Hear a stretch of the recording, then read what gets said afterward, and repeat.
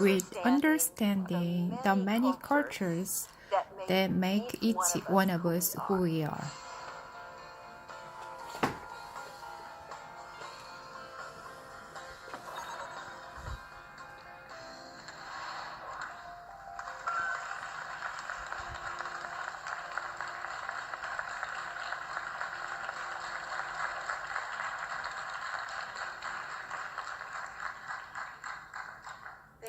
Thank you for that wonderful introduction.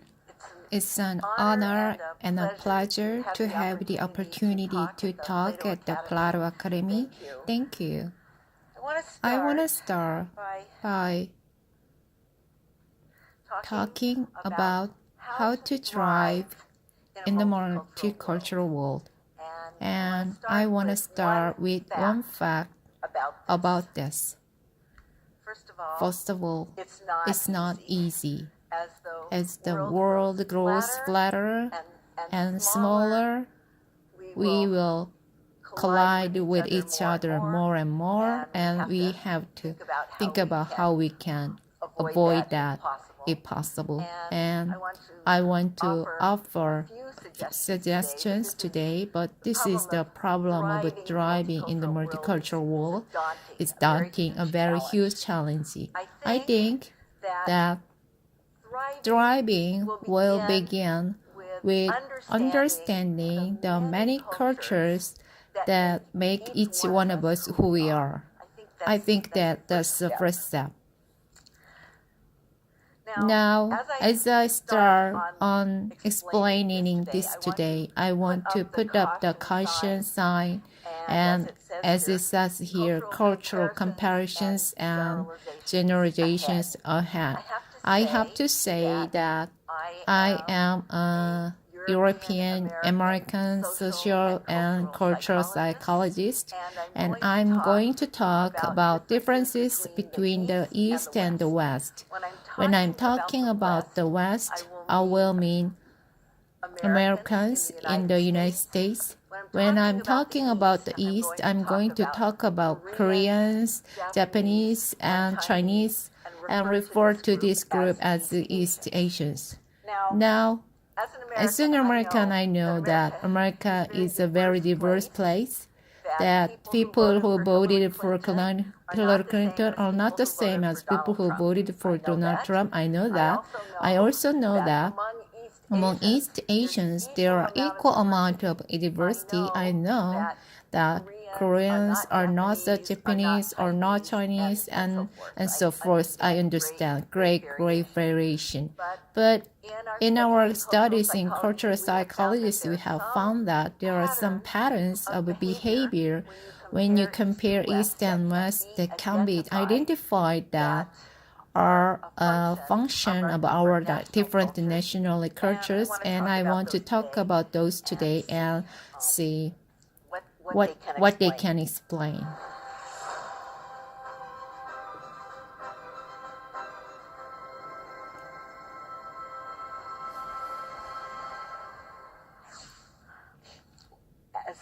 Stanford, I am a university professor, and in that role, I have the opportunity to teach students from all over the world, many Korean undergraduate students and many Korean graduate students.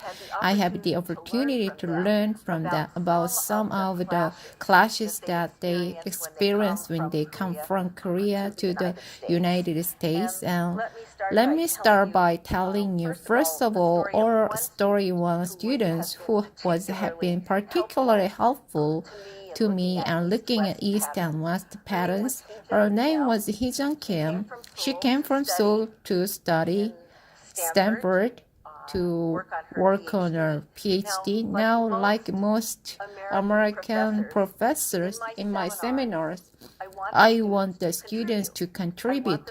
I want them to talk and express their ideas and opinions. That's what I expect.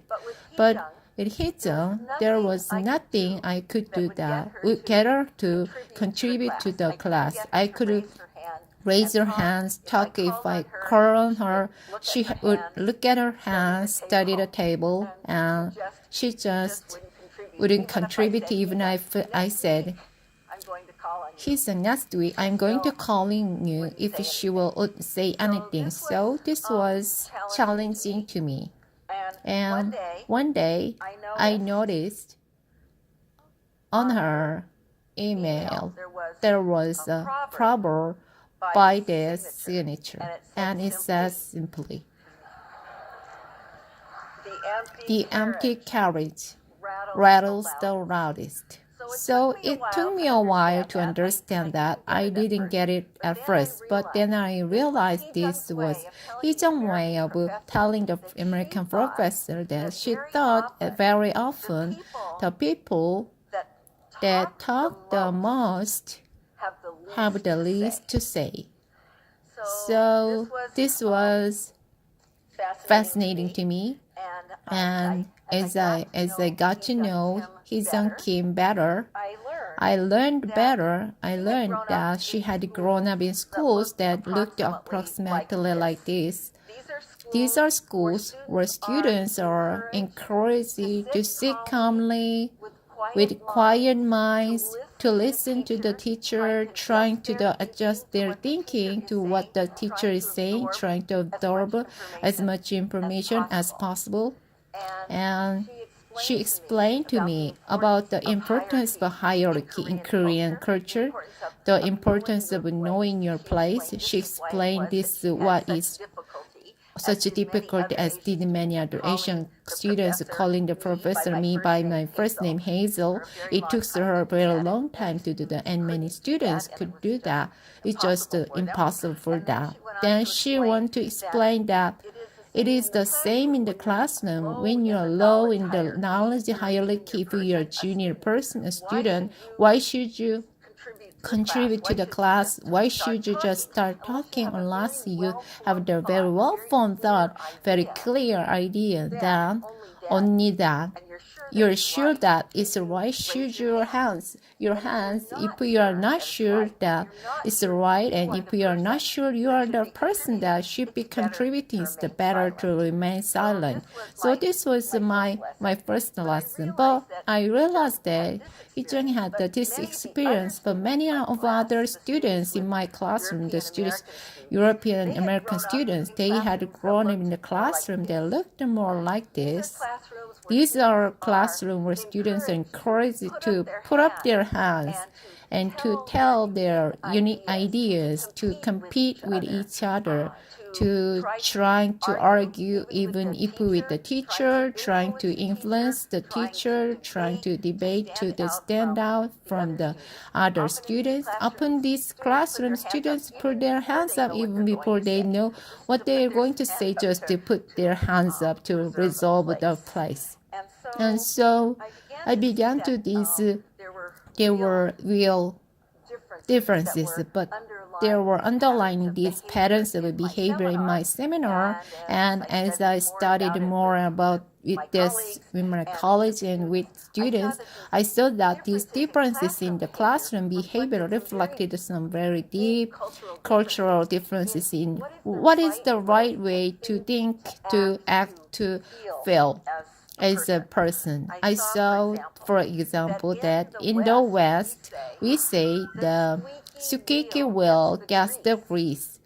What does this mean? This means that person who makes a lot of noise, the person who talks a lot, who draws attention to herself, is the person that will have power and influence. In the East, I think you might recognize some version of this, which is the duck which quacks the most gets shot. This is a very different idea about standing out and drawing attention to yourself. It says that drawing attention to yourself, being different from others, might put you in quite a vulnerable position, and it suggests that maybe that's not always be the best thing to do.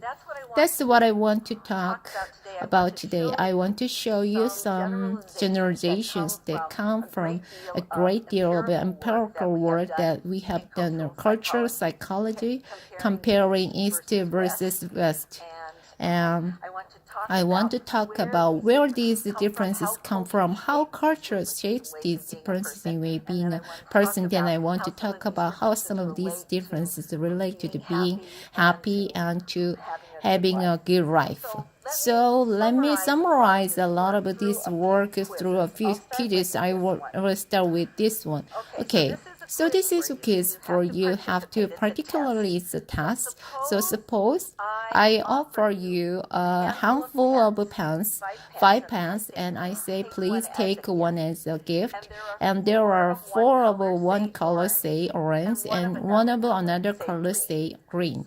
So let me see, I'll show you hands. How many people would say these are one the orange pen? The one that's in the majority. Let me see. Show the right. See the. I want to get the estimate. Okay. Quite a few people say orange. Okay. Hands down. Now let me see. Shows hands. How many people will say that one the green pen? That's unique and in the minority. Okay, that's a lot of people in here that like the unique pen. And I did say about, I don't know, how about half and half? Let me show you what the data show from this study have been done many times. What you see is that most of the time, once this happens in East Asia, that East Asian is the Korean, Japanese, Chinese, many different samples. East Asians tend to say that they would prefer the pen that they are most of the pen that's in the majority.